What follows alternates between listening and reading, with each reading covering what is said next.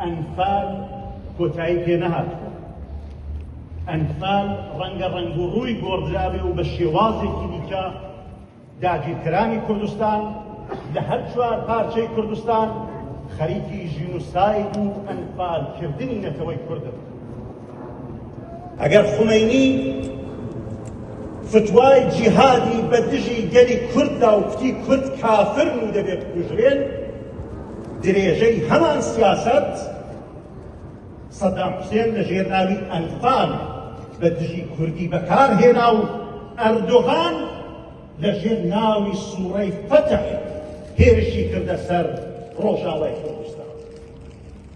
داگیرکەرانی کوردستان هەردەم بە نێوی ئەنفال و بە نێوە جۆرا و جۆرەکانیەوە کە گوایە ئێمەی کورد ناموسڵمان و غەیرە موسڵمانی هێرشیان کردو و لە هیچ جینایەتێک بەرامبەر بە ئێمە خۆیان نەبووە.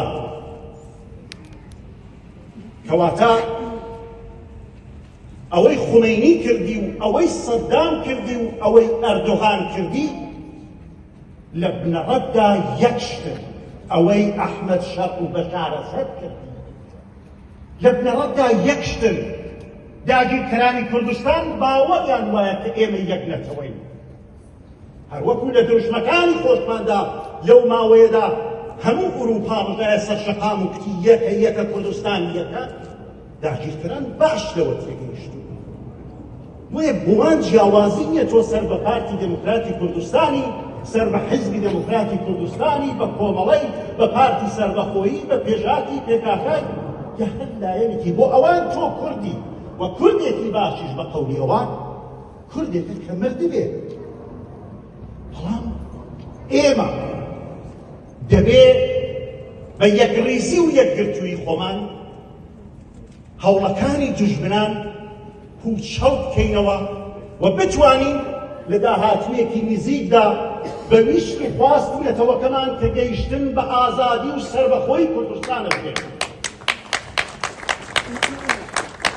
جارێکی دیکە سپاس بۆ ڕێخستنی ئەو کۆڵە بە تایبەتی کاک سەرباز بەرزەنجی کە من زۆر جار کتومە من لە فەڕەنسەوە دێم ئێرەیتان پێدەبم کوردانی بریتانیا کە کاک سەرباز بەرزەنجی و هەیە بەو شێوە خەریکی ڕێخستن و دروستکردنی کۆبوونەوەی لەم چەشنەیە.